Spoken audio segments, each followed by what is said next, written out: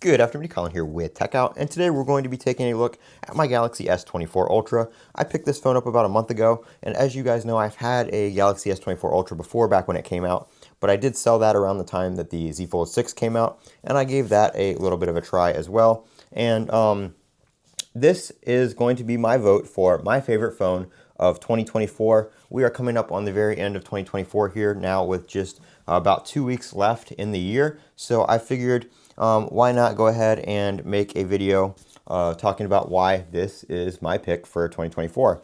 And you guys know I've had the iPhone. I still have the iPhone. I've got the Pixel 9 Pro XL. I've got this one. I've tried some Moto devices. I've tried the Z Fold 6. And this one is kind of just a mix of my favorite features jumbled into one phone. It's got a great screen. It's got a nice large screen. I am a person who prefers the larger phones over like the iPhone mini when that was out, and the smaller iPhones, smaller devices, stuff like that. I do prefer to use the folds for their larger screen, but I just find them a little bit more, a little less convenient when using them out, from, in a kind of on-the-go environment, I guess, if you will.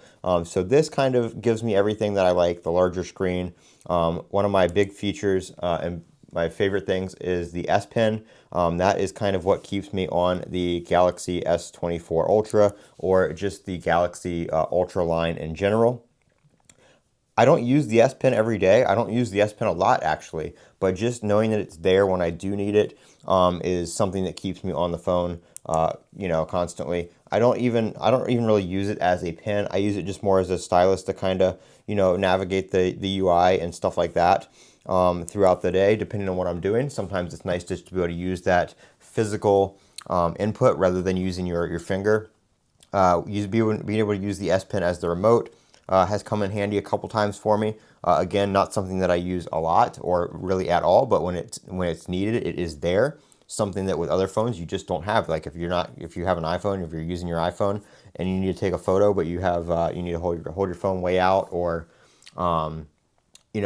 put your phone on a counter or a table or something and take a photo and step back, you can do that with the S Pen as opposed to having to use like the timer feature or something like that on the iPhone. So I really do like this phone. I've been running the One UI 7 beta since it came out a couple weeks ago. We're on beta 2 now. Haven't had any issues with it. It's a really, really stable beta.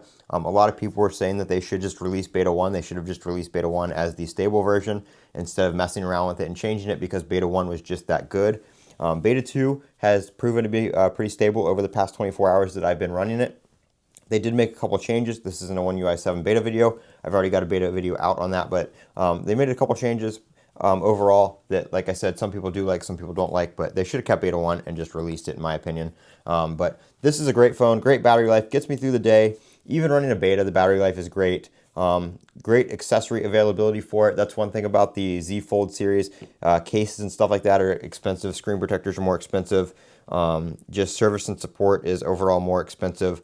So it is definitely a premium device, whereas this one kind of gives you the best of both worlds. You get basically the same OS and stuff like that on this phone with the larger screen. Excellent fingerprint sensor. I do like that. It also has face unlock if it works. Doesn't work the best around the camera. There we go. I had to move around the tripod there, but doesn't work the best around the camera, obviously. But it does have face unlock that works pretty well. I do prefer the fingerprint unlock, though, just because I can just tap right there, phone's unlocked and ready to go. So, one of my favorite features of using the Androids is the fingerprint sensor. I wish they'd bring it back on the iPhone. Camera, excellent camera. I don't do too much video or anything like that on this phone, but I do use the camera time to time for listing, things on like eBay, Twitter, or X, whatever you want to call it, stuff like that. So mostly just, low-end photography. I don't use it for anything crazy. Like I said, it's mainly just social media posts and posting on, marketplaces and stuff like that to sell some stuff. But it gets the job done, and I really do like that overall. So the pick for 2024 is the S24 Ultra.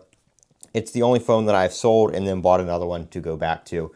this year, which if you guys know me, there have been years past where I bought multiple iPhones, I bought multiple devices just because I sold it, bought another one, and I really missed it and brought it back. So I did bring back the S24 Ultra this year, and it, like I said, is my top pick for 2024. Let me know down in the comments what your favorite phone is this year. If you've had multiple devices, or if there's one device that stood out to you, let me know what it is, and get a conversation going down in the comments. Thank you guys for watching, and thanks for being a subscriber. If you're not already subscribed, make sure you click that button. We will have some more live streams with all these beta videos here in the near future. I'm Colin. Have a great day.